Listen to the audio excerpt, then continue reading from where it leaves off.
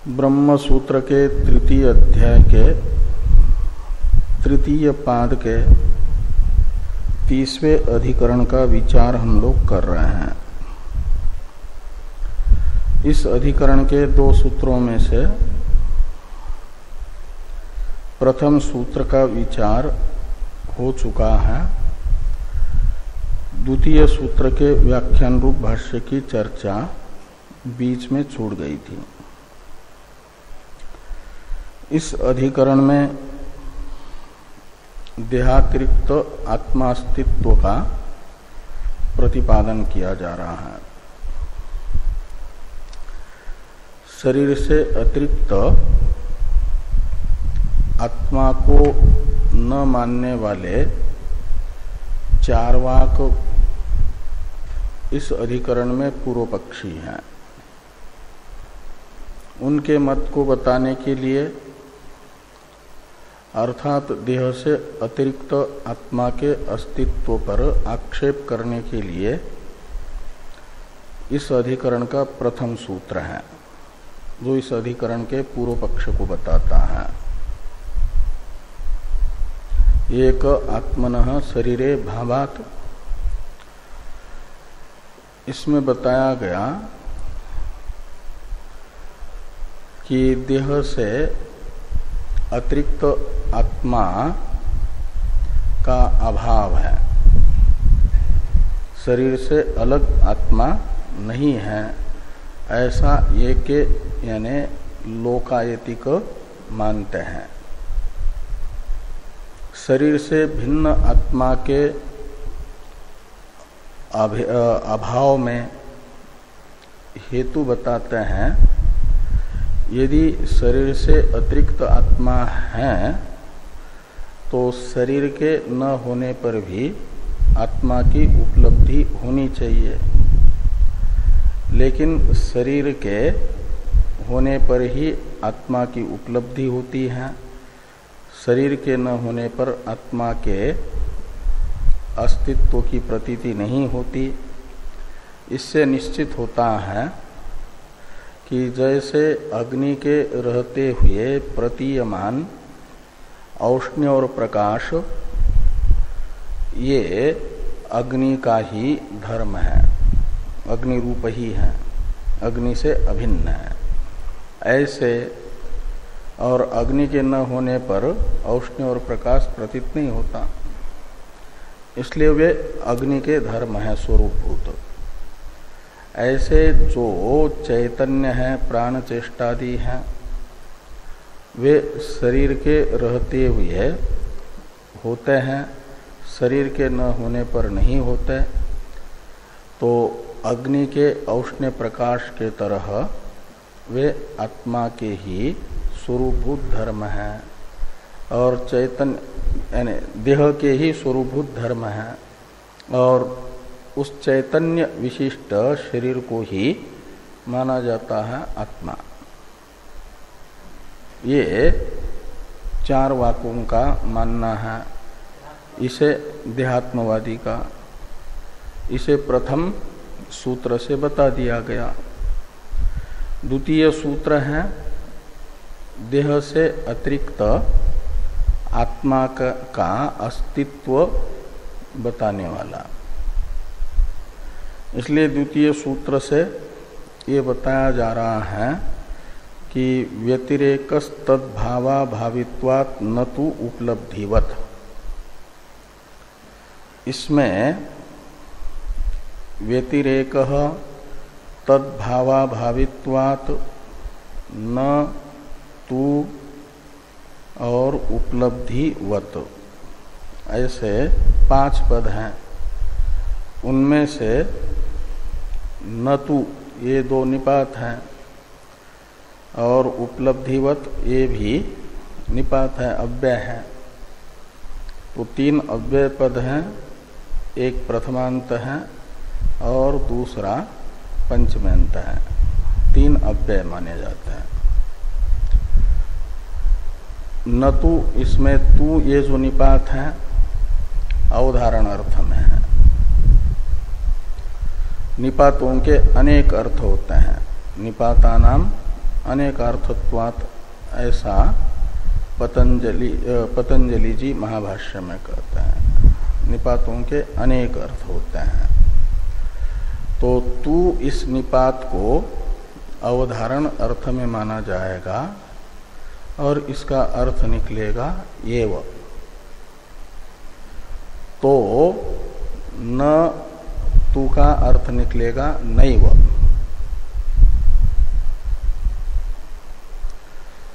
तो क्या नैव?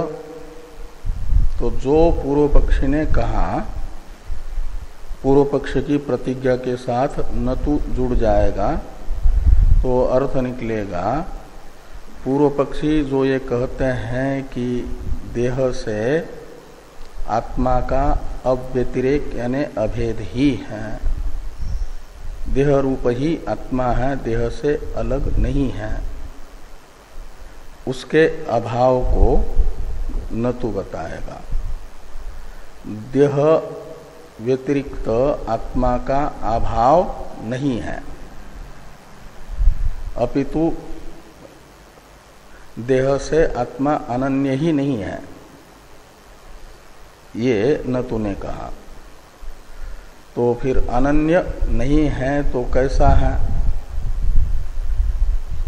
तो सिद्धांति कहते हैं व्यतिरेक, यानी देहात आत्मनः व्यतिरेक। व्यतिरेक शब्द का अर्थ है भेद। तो देह से आत्मा का भेद ही है, देह से आत्मा अलग ही है।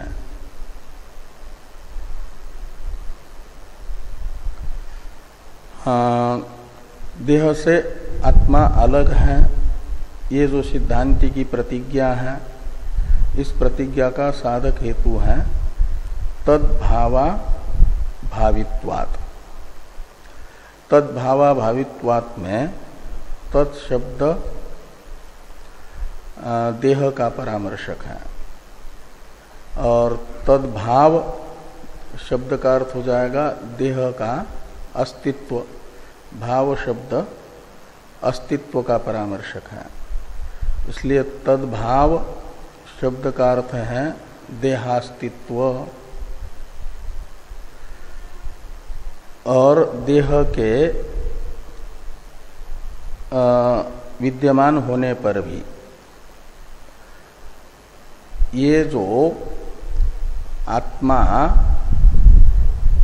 का स्वरूपभूत धर्म है चैतन्य, उसका अभावित्वात् का अर्थ है अभाव हो जाता है, अभावात्। अभाव जिसका होता है उसे कहा जाता है अभावी। जैसे ज्ञान जिसका होता है उसको कहते हैं ज्ञानी। ऐसे अभावित्वात् में अभावी शब्द का अर्थ है अभाव वाला, और अभावित्व शब्द का अर्थ निकलेगा अभाव, और पंचमेंत अभावित्वात् का अर्थ निकलेगा अभावात्। तो देह का भाव होने पर भी चैतन्य का अभाव होने से माना जाएगा चैतन्य शरीर से, शरीर का ही धर्म नहीं है।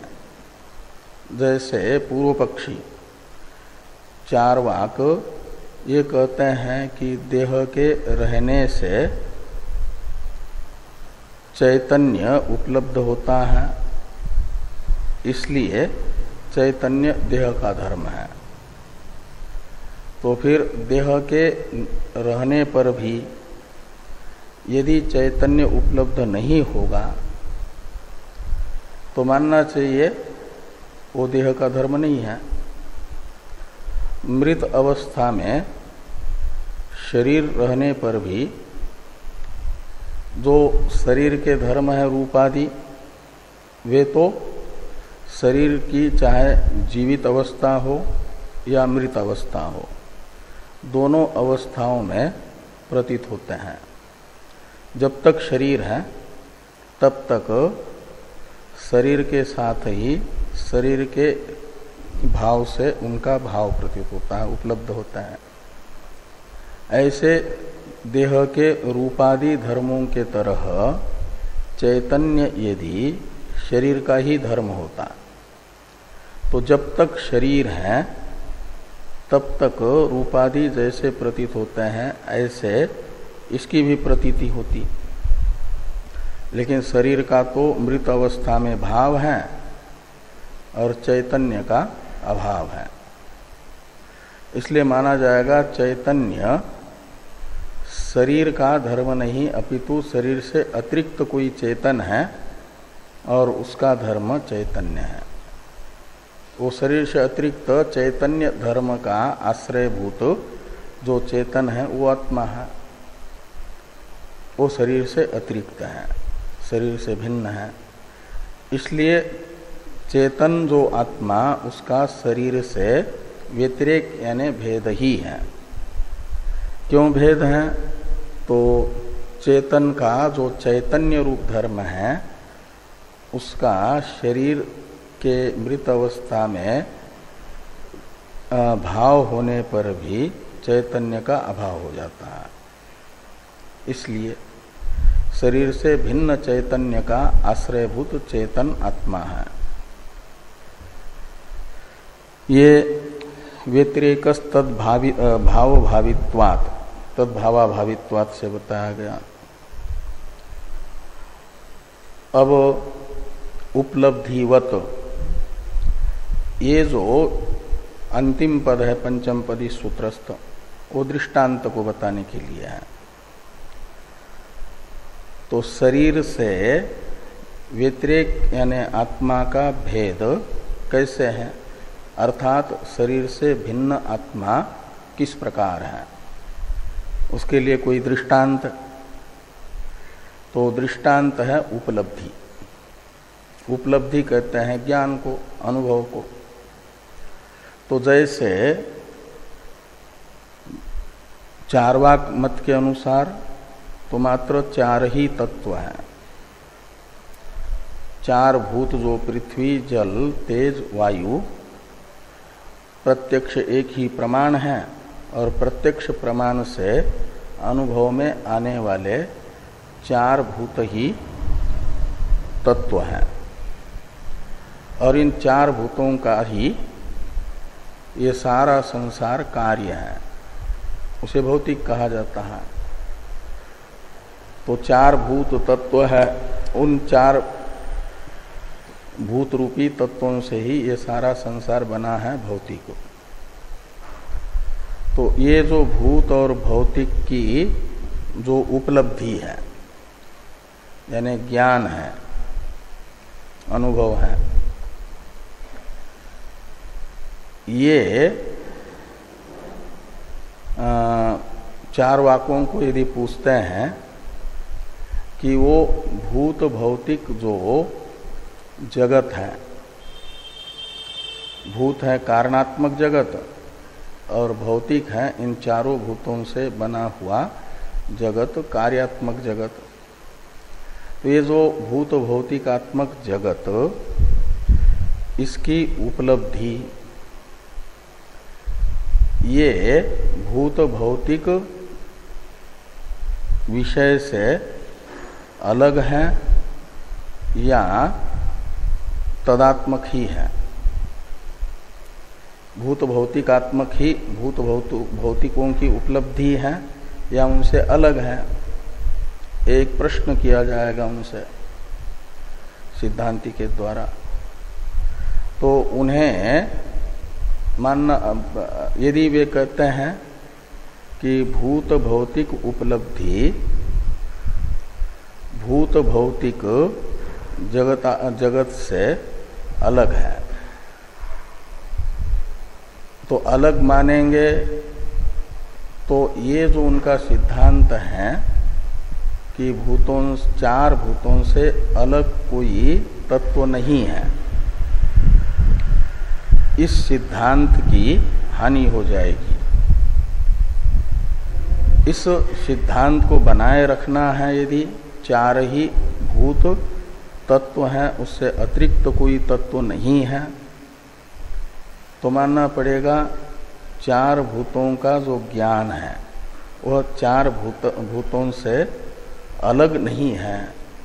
उपलब्धि, भूतों की उपलब्धि भूतों से अलग नहीं है। इन्हीं में इसका अंतर्भाव करना पड़ेगा, भूत भौतिक जगत में ही, अपने सिद्धांत को बनाए रखने के लिए। तो अलग नहीं मानते हैं तो फिर भूत भौतिक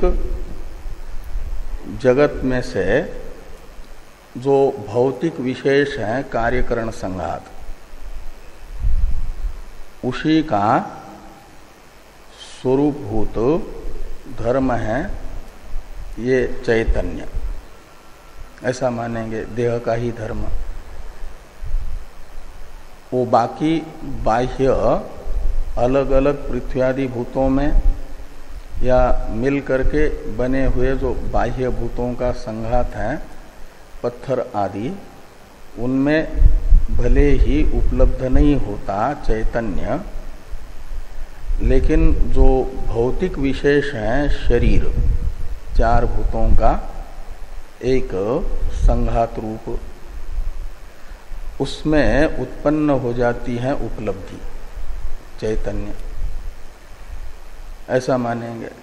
वह देह का ही धर्म होने से देह भौतिक है तो वो भी भौतिक हुआ, और भौतिक देह का अंतर्भाव उसके कारणभूत चार भूतों में होगा, इसलिए अतिरिक्त तो तत्व नहीं है, अपितु भौतिक देह का ही वह धर्म होने से, कार्य होने से भौतिक शरीरात्मक है उपलब्धि। ऐसा यदि कहेंगे तो मानना पड़ेगा यहाँ पर उपलब्धि यानी ज्ञान जो शरीर में उपलब्ध हो रहा है, क्या नाम, उत्पन्न हो रहा है, शरीर उसका कारण है, तो शरीर ज्ञान का उत्पादक हो गया, कर्ता हो गया, और शरीर ही विषय भी बनेगा यदि, तो शरीर का भी तो ज्ञान हो रहा है।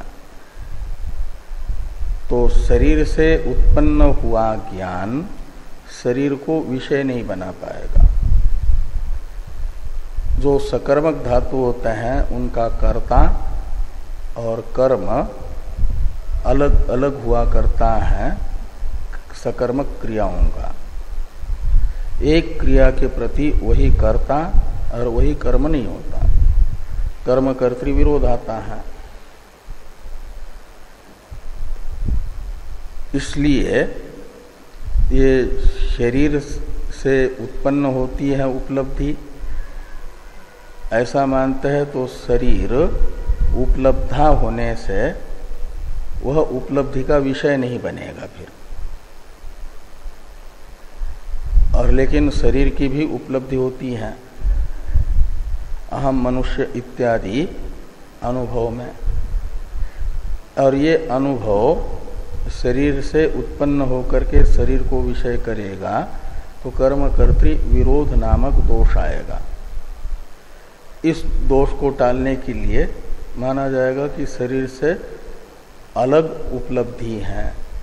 वो जो शरीर से अलग उपलब्धि है वो जैसे शरीर से और भूत शरीर के कारण को भी विषय बना रही है, इसलिए उससे भी अपने विषय से विषयी भिन्न होता है। भूत भौतिक जगत हो गया विषय उपलब्धि का, उसको प्रकाशित करने वाली उपलब्धि यानी ज्ञान अपने विषय भूत भौतिक जगत से भिन्न है, ये मानना पड़ेगा।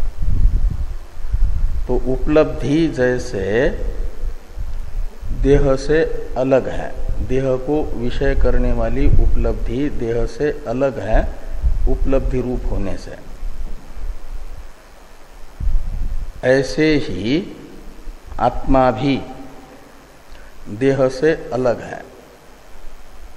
क्यों? तो कहते हैं उपलब्धि स्वरूप होने से। वेदांत मत में ज्ञान में और आत्मा में कोई अंतर नहीं है। सत्यम ज्ञानम अनंतम ब्रह्म इत्यादि में अबाधित अपरिछिन्न जो ज्ञान है वही ब्रह्म है, यानी आत्मा है। उपलब्धि स्वरूप ही आत्मा है। विज्ञानम आनंदम ब्रह्म इत्यादि श्रुतियों में विशुद्ध ज्ञान ही तो आत्मा है, इसलिए ज्ञान स्वरूप है आत्मा। ज्ञान यानी उपलब्धि।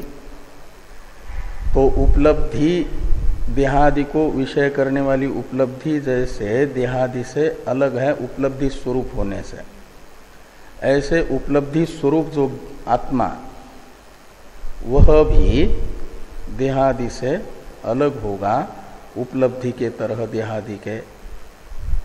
इसे समझाने के लिए देह से आत्मा का भेद किस तरह है उसके लिए दृष्टांत बताने के लिए उपलब्धिवत ये दृष्टांत है।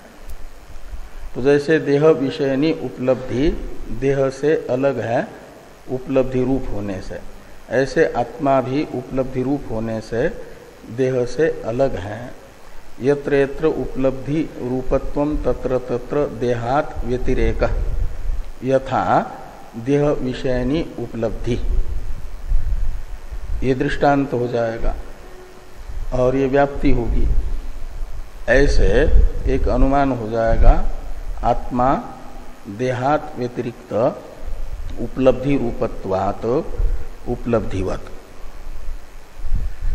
ये इस अनुमान के लिए दृष्टांत की जरूरत थी। वो दृष्टांत भाष्य में उपलब्धिवत इस पद से बताया गया है।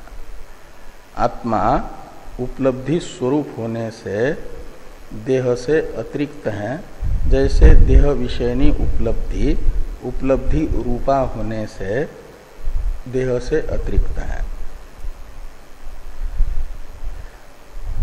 तो इस प्रकार ये जो व्यतिरेक तद्भावा भावित्वात्, इसमें उपलब्धिवत ये दृष्टांत हुआ।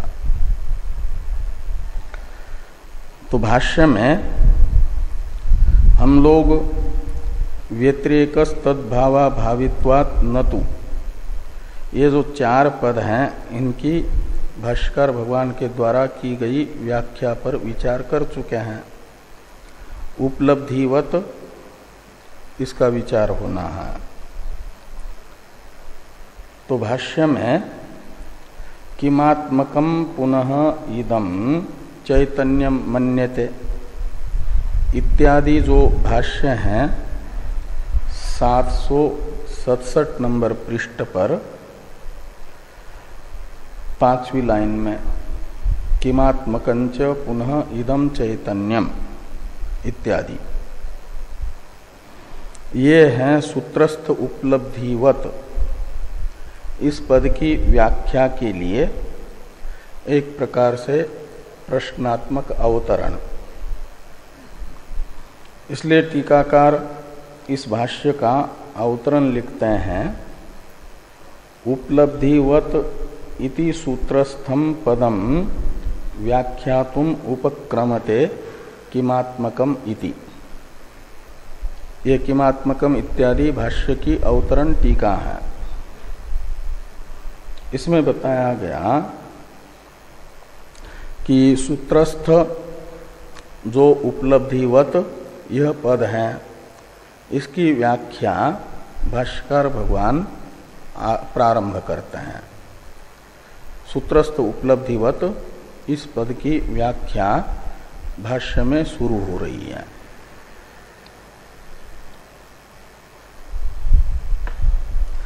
भाष्य में है किमात्मकंच पुनः इदम चैतन्यम मन्यते यस्य भूतेभ्य उत्पत्तिम इच्छति इति परः पर्यनुयोक्तव्य।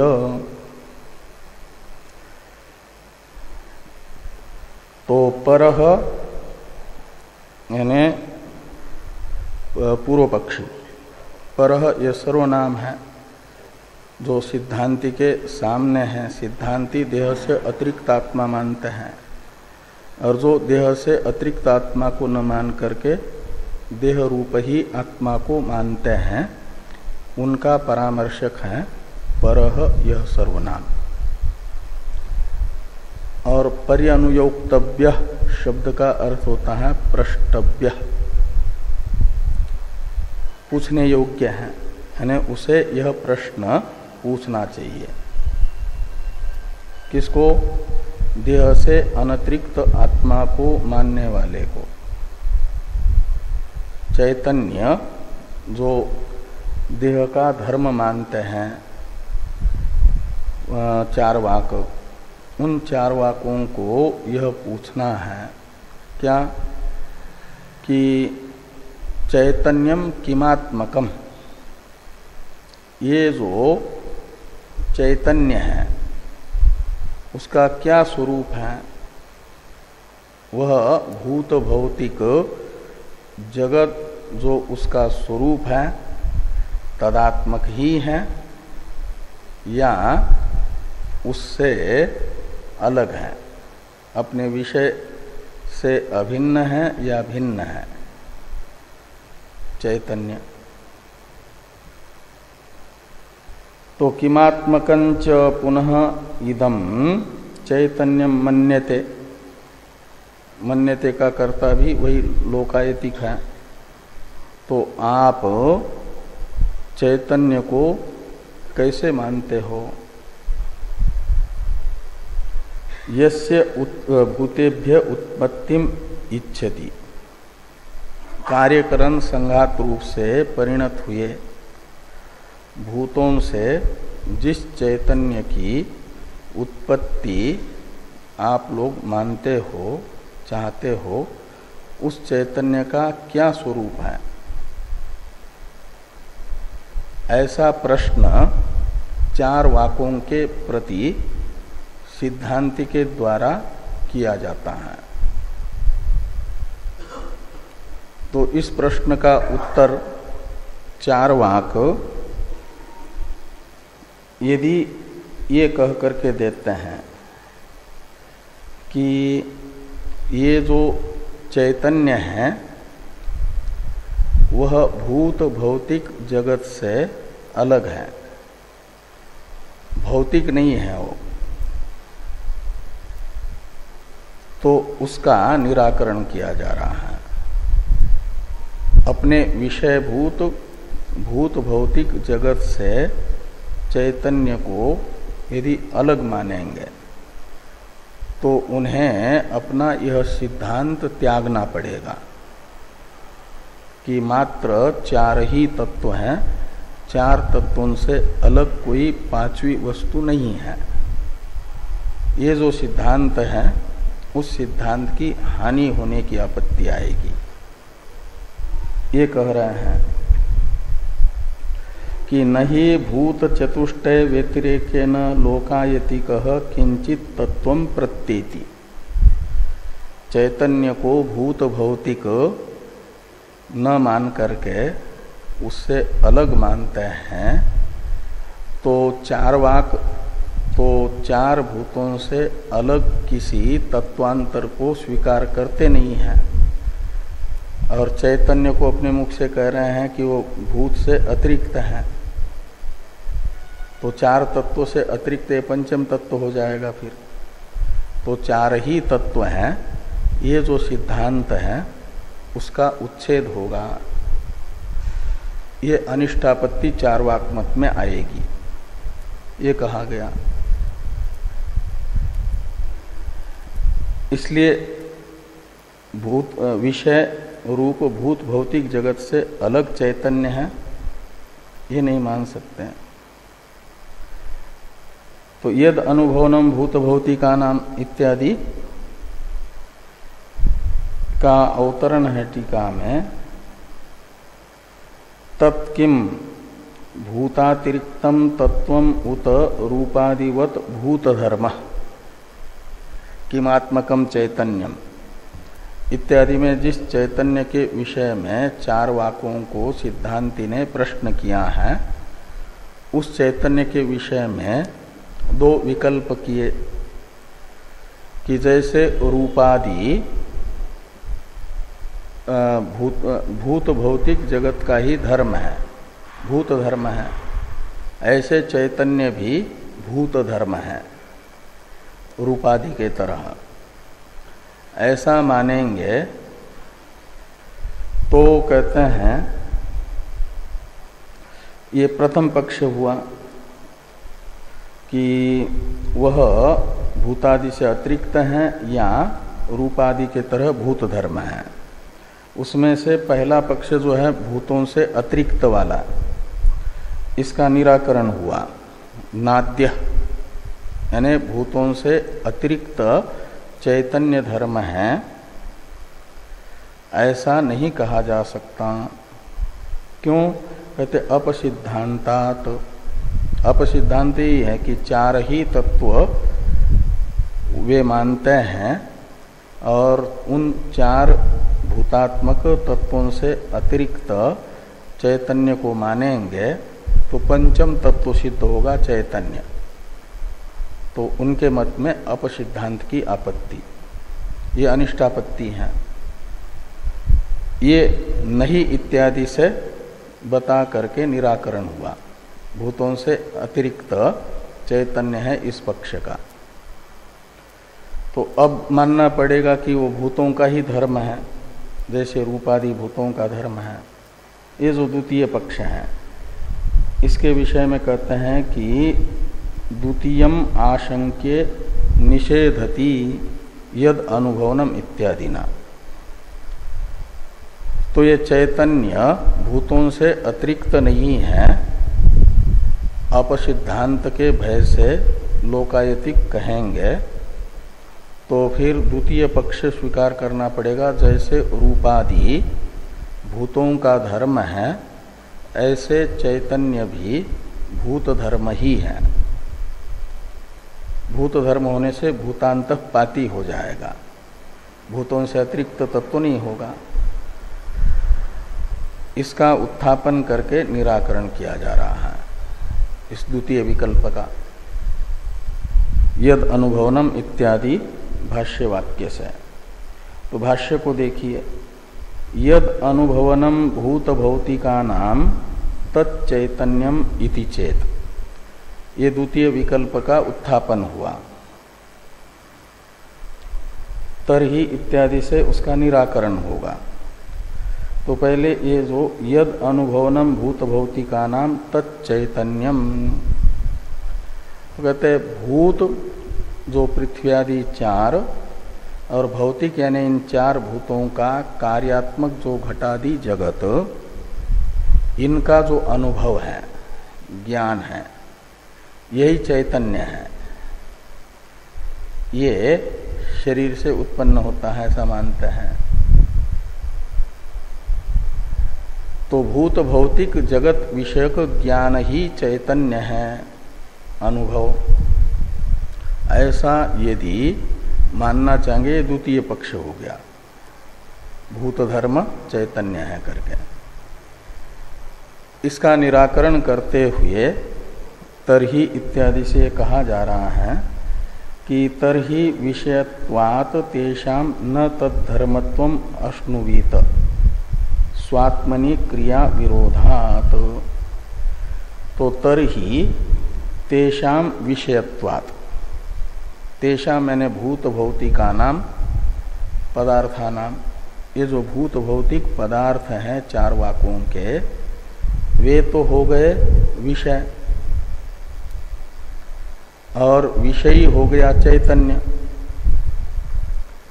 तो विषयी होने से कहते हैं तद्धर्मत्वम न अश्नुवीत, अश्नुवीत यानी प्राप्नुयात, और न अश्नुवीत का अर्थ हो जाएगा न प्राप्नुयात। ये चैतन्य जो है तद्धर्मत्वम न प्राप्नुयात। तो तद्धर्मत्वम में तत्का अर्थ है भूत, तो तद्धर्मत्व का अर्थ निकलेगा भूत धर्मत्वम चैतन्यम न अश्नुवीत। तो चैतन्य में भूत धर्मत्व सिद्ध नहीं होगा, प्राप्त नहीं होगा, वो भूतों का धर्म नहीं बन पाएगा। फिर क्यों नहीं बन पाएगा? इसलिए कि भूतों का वो प्रकाशक है, भूतों को विषय कर रहा है, तो भूत विषय हो गए और चैतन्य विषयी हो गया। तो विषयी अपने विषयों का धर्म नहीं होता, विषय अंतःपाती नहीं होता, फिर उसमें विषयत्व नहीं रहेगा। दो ही कोटि है कि विषय दूसरा विषयी, दृक् दृश्य। तो दृश्य कोटि में जाएगा फिर यदि वो भूत धर्म होगा, तो भूत तो दृश्य है और उसका धर्म हो जाएगा तो ये भी दृश्य हो जाएगा चैतन्य। तो फिर अनुभव रूप नहीं कहा जाएगा उसे, विषयी कोटि में नहीं रह पाएगा।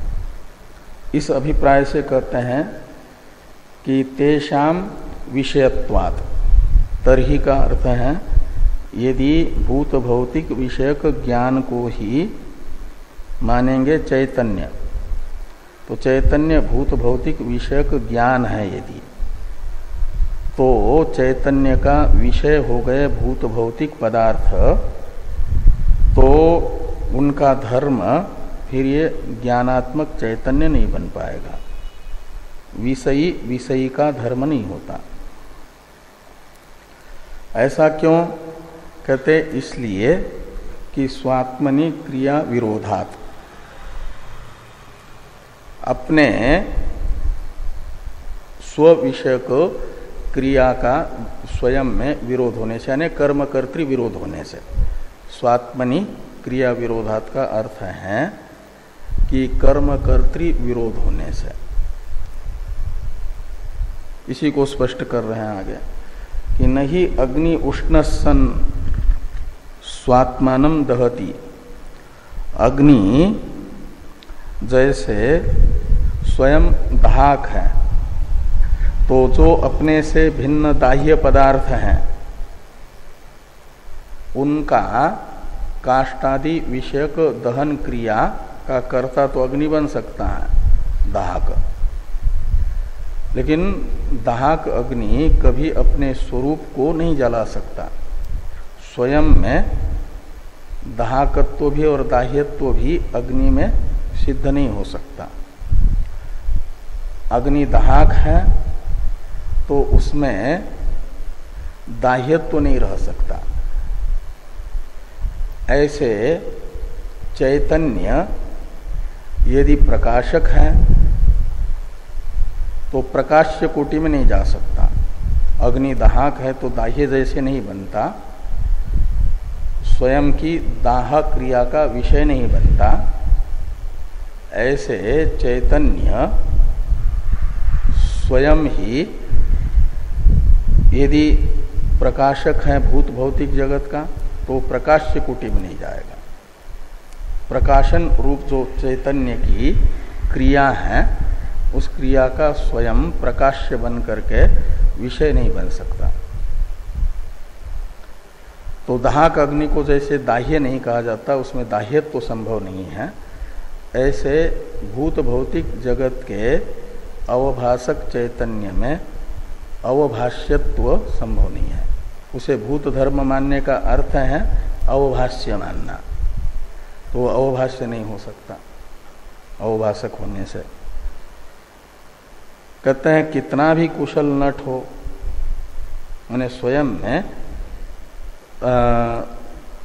स्व विषयत्व संभव नहीं है, इसे दिखाने के लिए ये कहते हैं उदाहरण कि कितना भी कुशल नट है तो वह अपने पैरों को अपने कंधे पे रख करके नर्तन नहीं कर सकता। यानी स्वयं में स्व विषयत्व अनुपपन्न है। इसे दिखाने के लिए उदाहरण है कि नहीं नटः शिक्षितः सन स्कंधम अधिरोक्षति।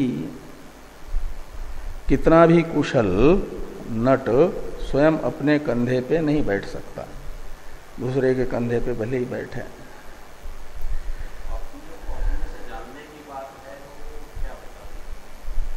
हाँ हाँ हाँ कहाँ लिखा है? केचित आत्मानमात्मानम आत्मना पश्यन्ति, ये जो 13वें अध्याय का है, वहाँ आत्मा शब्द होने पर भी 3 आत्मा शब्द हैं, उन तीनों का अर्थ अलग अलग है।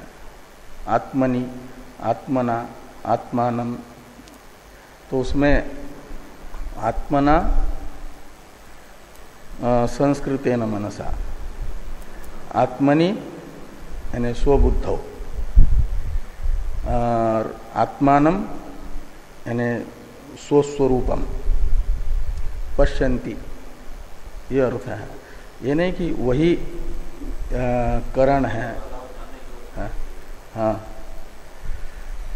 तो जानने वाला और जाना जाने वाला यानी ज्ञातृत्व और ज्ञेयत्व एक में नहीं रहेगा।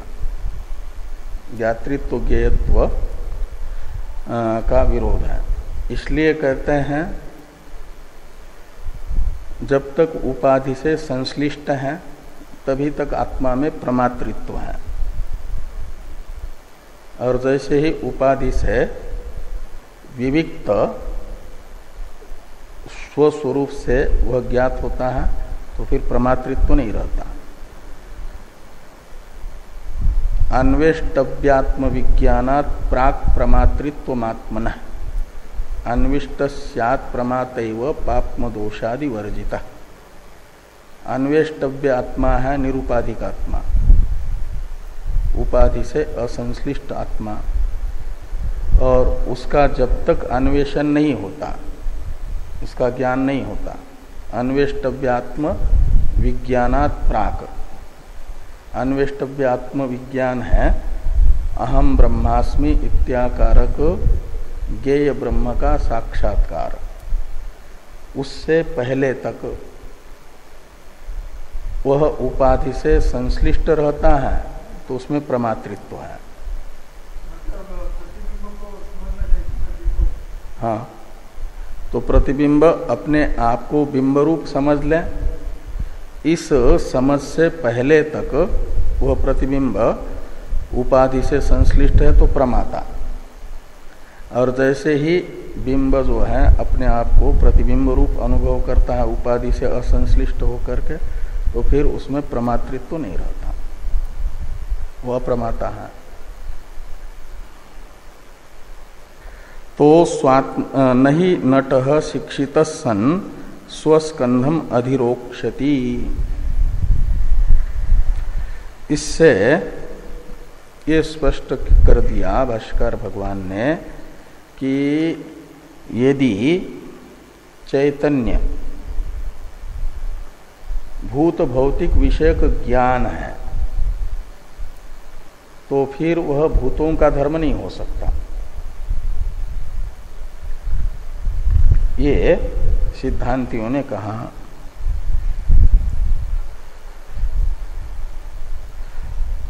इतने वाक्य का थोड़ा टीकाकार अर्थ करते हैं, टीका को देखिए। देहात्मक भूतानाम चैतन्यम प्रति विषयत्वात् कर्तृकर्म विरोधेन विशेष्य कर्तृत्वायोगात् न भूत कर्तृकत्वम चैतन्यस्य इत्यर्थ।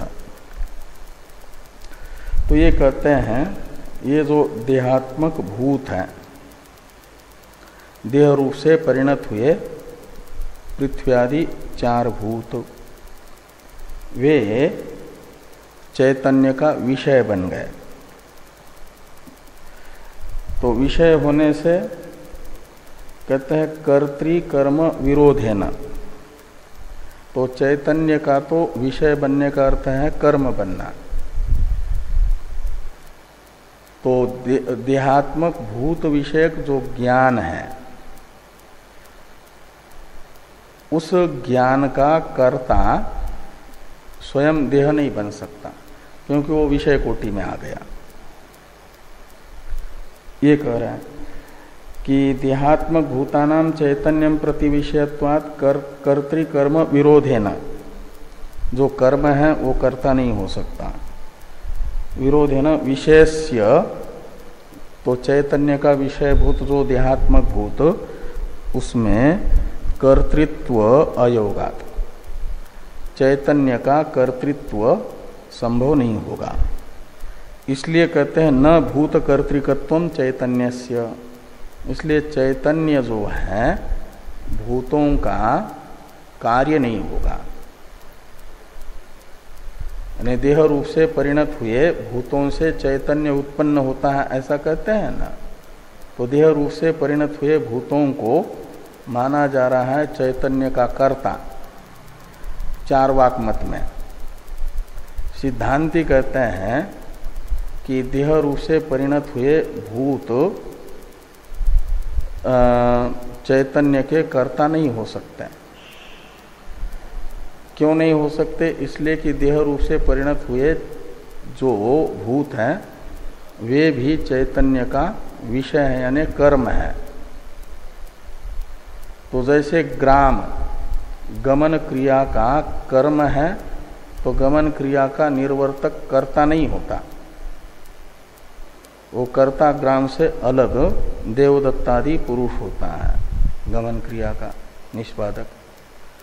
ऐसे चैतन्य के प्रति देहात्मक भूत यदि विषय बन गए, का मतलब चैतन्य का कर्म हो गए, तो फिर चैतन्य का निर्वर्तक नहीं बन सकते। देह विषयक चैतन्य का उत्पादक स्वयं देह नहीं बन सकता कर्म कर्तृ विरोध होने से, ये कहा। इसलिए चैतन्य से भूत कर्तृकत्वम न, यानी देह विषयक चैतन्य का कर्ता ये भूत नहीं बनेंगे, देह रूप से परिणत हुए भूत।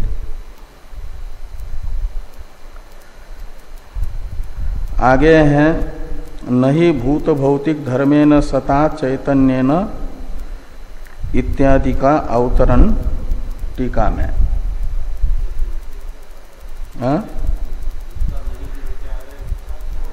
इसी का है नए भूत भौतिक धर्मेन सता इत्यादि का अवतरण है टीका में।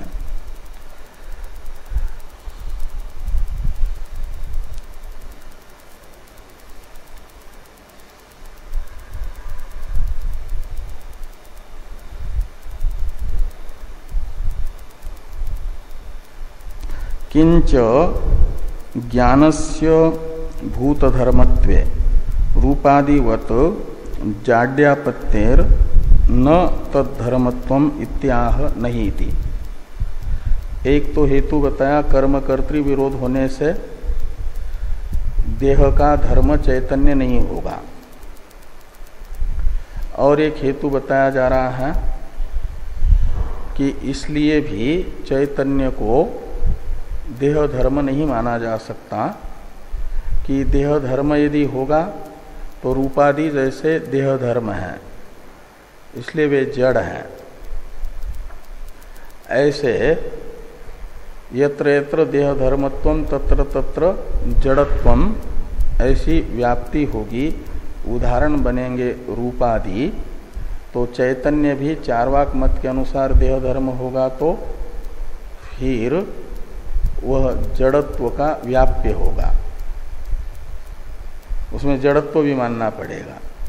देह धर्मत्व है जड़त्व का व्याप्य, जड़त्व है देह धर्मत्व का व्यापक। व्यापक के बिना व्याप्य नहीं रहता। चैतन्य में रूपादि के तरह देह धर्मत्व मानने पर चैतन्य क्या नाम जड़त्व का व्याप्यत्व भी मानना पड़ेगा। तो जड़त्व का व्याप्यत्व उसमें स्वीकार करेंगे तो जड़ हो जाएगा, मतलब जड़त्व भी स्वीकार करना पड़ेगा उसमें।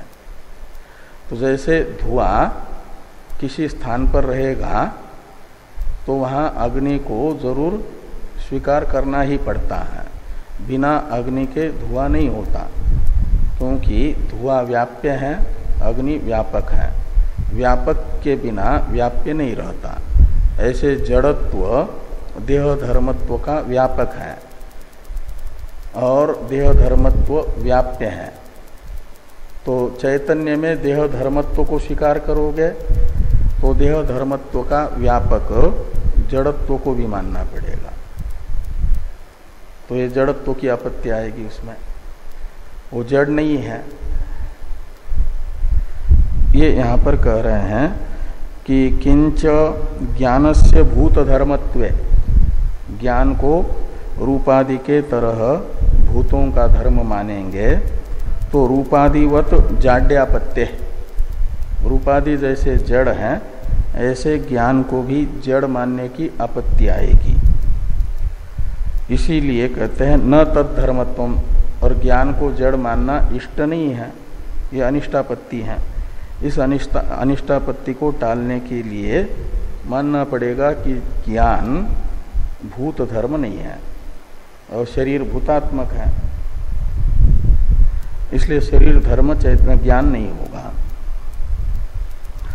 इस अभिप्राय से ये वाक्य लिखते हैं भाष्यकार भगवान कि नहीं भूत भौतिक धर्मेण सता चैतन्येन भूत भौतिकानि विषयीक्रियेरन, नहीं रूपादि भी स्वरूपम परूपम व विषयीक्रियते, विषयीक्रियन्ते तु बाह्याध्यात्मिकानि भूत भौतिकानि चैतन्येन। यहाँ तक के ग्रंथ से ये बताया गया कि ज्ञान शरीर रूप से परिणत हुए भूतों का धर्म नहीं होगा। शरीर रूप से परिणत हुए भूतों का धर्म यदि ज्ञान होगा तो कहते भूत भौतिक धर्मेण सता, यानी भूत और भौतिकों का धर्म बन करके चैतन्य भूत भौतिक पदार्थों को विषय नहीं बना सकता, का मतलब प्रकाशित नहीं कर सकता, इनका अवभाषक नहीं हो सकता। चैतन्य को भूत धर्म मान करके भूत भौतिक पदार्थों का अवभाषक नहीं कह सकते। जैसे रूपादि भूत धर्म हैं तो वे भूत भौतिकों के अवभाषक नहीं है, का मतलब जड़ है। ऐसे रूपादि के तरह चैतन्य भी भूत धर्म होगा तो फिर उसे भूत भौतिक का अनवभाषक मानना पड़ेगा, भूत भौतिक को विषय न करने वाला मानना पड़ेगा। इसी को स्पष्ट करने के लिए कहा कि नहीं रूपादि भी स्वरूपम पर रूपम व विषय क्रियते, रूपादि न तो स्वयं के अवभाषक हैं न तो अन्य के अवभाषक है। क्यों? भूत धर्म होने से, उनमें जड़त्व है। ऐसे रूपादि के तरह भूत धर्म होने से ज्ञान भी जड़ हो जाएगा तो वह भूतादि का अवभाषक नहीं होगा। इसी अभिप्राय से और लेकिन चार वाकों को ये मानना अभिष्ट है कि ज्ञान से चैतन्य से भूत भौतिक जगत अवभाषित होता है। ये चार वाकों को मानना अभिष्ट है। इस अभिष्ट की सिद्धि के लिए मानना पड़ेगा कि जो चैतन्य से अवभाषित हो रहा है भूत भौतिक जगत, उसका धर्म चैतन्य नहीं है, वो जड़त्व का व्याप्य नहीं है, तो मतलब जड़ नहीं है। तो विषय क्रियन्ते तु बाह्याध्यात्मिकानि भूत भौतिकानि चैतन्येन, जो चैतन्य है उससे बाह्य भूत भौतिक तथा आध्यात्मिक भूत भौतिक को प्रकाशित किया जा रहा है। विषय क्रियन्ते यानी प्रकाश्यन्ते। बाह्य भूत भौतिक माना जाता है घटादि को, और आध्यात्मिक भौतिक है ये शरीर। ये दोनों भी चैतन्य से विषय क्रियन्ते यानी प्रकाश्यन्ते, अवभाष्यन्ते। तो बाह्य तथा आध्यात्मिक भूत भौतिक जगत चैतन्य से अवभाषित हो रहा है, ये मानना अभीष्ट हैं चार वाकों को। तो इस अभीष्ट की चार वाकों के सिद्धि के लिए मानना पड़ेगा जिस चैतन्य से बाह्य आध्यात्मिक भूत भौतिक जगत अवभाषित हो रहा है वह चैतन्य रूपादि के तरह भूत धर्म नहीं है, अपितु भूतों से विलक्षण है, ऐसा मानना पड़ेगा।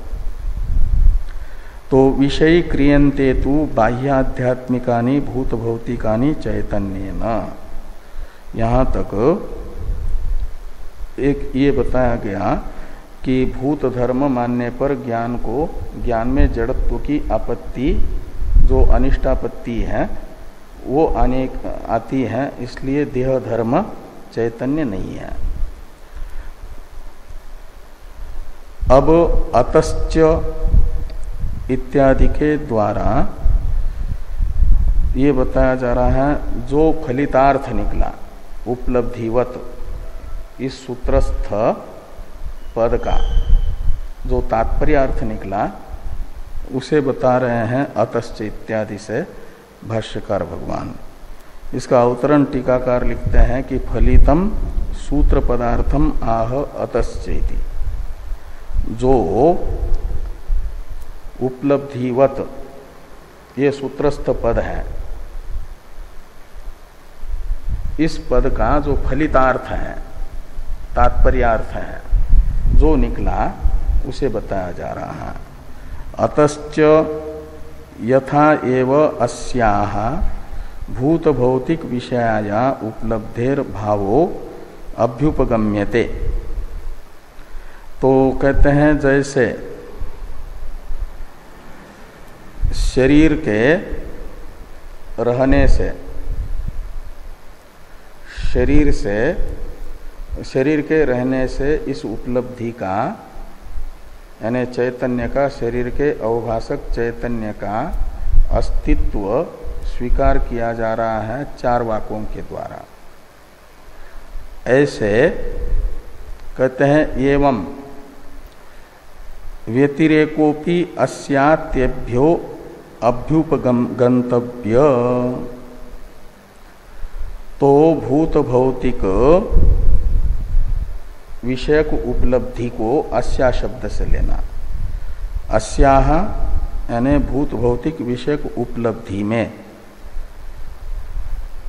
व्यतिरेकः तेभ्य यानी भूतेभ्य, कार्यकरण संघात रूप से परिणत हुए जो भूत उनसे अस्या उपलब्धे व्यतिरेकः यानी भेद। व्यतिरेक शब्द का अर्थ है भेद। तो जैसे भूत भौतिक जगत यदि उपलब्धि को स्वीकार नहीं करेंगे, चैतन्य रूप इनके भूत भौतिक जगत के अवभाषक अनुभव रूप उपलब्धि को यदि स्वीकार नहीं करेंगे तो जगत अंध्यत्व प्रसंग आएगा। इस जगत अंध्यत्व प्रसंग को टालने के लिए जैसे माना जा रहा है कि इस भूत भौतिक जगत का अवभाषक चैतन्य विद्यमान है उपलब्धि, ऐसे उसे फिर भूत भौतिक जगत से अलग भी मानना पड़ेगा अपने अवभाष्य से। तो तेभ्य यानी भूत भौतिकेभ्य इस उपलब्धि के प्रकाश्य जो भूत भौतिक हैं उनसे अस्याह व्यतिरेकः यानी भेद अपि अभ्युपगंतव्य। तो इस उपलब्धि का भेद भी स्वीकार करना होगा। अभ्युपगंतव्य यानी स्वीकर्तव्य, अंगीकर्तव्य, अंगीकार करना चाहिए। तो इससे ये निश्चित हुआ उपलब्धि जो भूत भौतिक जगत की अवभाषक है उसी उपलब्धि को चैतन्य कहते हैं, वह है और शरीर से अतिरिक्त है। ये दृष्टांत हो जाएगा। उपलब्धिवत में उपलब्धि शब्द का अर्थ निकलेगा और वति प्रत्यय यथार्थ में है, दृष्टांत के लिए है ना। अभी तो उपलब्धि का अर्थ निकला, तो उपलब्धि को अब दृष्टांत बना करके दार्ष्टान्त में ये बताया जाएगा। सूत्र में तो व्यतिरेक तद्भावा भावित्वात् में ये कहा है न कि देह से आत्मा का व्यतिरेक यानी भेद है। तो देह से आत्मा का भेद कैसे है इसे समझाने के लिए उपलब्धि दृष्टांत है। इसलिए उपलब्धि को अभी देह से अलग सिद्ध कर दिया। तो कैसे कहते हैं, जैसे उपलब्धि स्वरूप होने से उपलब्धि अपने विषयभूत भूत भौतिक जगत से भिन्न है, ऐसे आत्मा भी भूत भौतिक जगत से भिन्न है। आत्मा का भी भूत भौतिक जगत से व्यतिरेक है, शरीर से व्यतिरेक है। क्यों? तो उपलब्धि स्वरूप होने से। उपलब्धि जैसे शरीर से भिन्न है उपलब्धि रूपा होने से, ऐसे आत्मा को भी वेदांत मत में बताया जा रहा है वह उपलब्धि स्वरूप ही होने से उपलब्धि के तरह शरीर से व्यतिरिक्त है। ये दार्ष्टान्त आगे बताते हैं। अतश्च इत्यादि से दृष्टांत तथा दार्ष्टान्त बताया जा रहा है कि अतश्च यथा एव अस्या भूत भौतिक विषया उपलब्धिर भावो अभ्युपगंतव्य अभ्युपगम्यते एवं तद व्यतिरेकोपि अस्या तेभ्यो अभ्युपगंतव्य। यहाँ तक ये दृष्टांत हो गया। अब दार्ष्टान्त में सिद्ध करने के लिए कहते हैं कि उपलब्धि स्वरूप एवच न आत्मा इति आत्मनो देह व्यतिरिक्तत्वम्। तो नह यानी अस्माकं मते, यहाँ उपलब्धि स्वरूप एवच न आत्मा, इसमें न शब्द न इस अर्थ में है, न आदेश हुआ है अस्माकम के स्थान पर, इसलिए न यानी अस्माकम मते, हम वेदांतियों के मत में आत्मा उपलब्धि स्वरूप ही है। इसलिए उपलब्धि स्वरूप होने से उपलब्धि जैसे भूत भौतिक जगत से अलग है, ऐसे आत्मा भी उपलब्धि स्वरूप होने से भूत भौतिक जगत से अलग होगा। तो उपलब्धि स्वरूप एवच न आत्मा इति आत्मनो देह व्यतिरिक्तत्वम्। तो आत्मा शरीर से अलग है। अब नित्यत्वंच उपलब्धे ऐक रूप्यात इत्यादि से ये बताया जा रहा है कि जो आत्मा जिस उपलब्धि स्वरूप है वह उपलब्धि नित्य है। पंचदशी के प्रथम प्रकरण में जैसे ज्ञान को पहले नित्य सिद्ध करते हैं, सब विषयों का यदि अलग कर दें विषयों से ज्ञान को, तो विषयों का तो आपस में भेद है, ज्ञान एक है और उसको नित्य बताया गया, वही आत्मा बताया गया। ऐसे यहाँ पर भी भाष्यकार भगवान कह रहे हैं कि वह उपलब्धि जो आत्मा का स्वरूप है वह नित्य है, नहीं द्रष्टुर दृष्टेर विपरिलोपो विद्यते अविनाशित्वात् इत्यादि के आधार पर। हाँ, जो शरीर से अतिरिक्त उपलब्धि स्वरूप आत्मा है वह नित्य है, शरीर नहीं है आत्मा। हाँ, क्षणिक ज्ञान रूप नहीं है। विज्ञानवादी जो है क्षणिक ज्ञान रूप मानते हैं, वह क्षणिक ज्ञान रूप नहीं है, अभी तो नित्य ज्ञान रूप है। अभी तो खाली ज्ञान रूप सिद्ध कर दिया, तो ज्ञान रूप होकर के भी नित्य है, ये आगे बताया जा रहा है। ओम पूर्णमतः पूर्णमिदं पूर्णात् पूर्णमुदच्यते।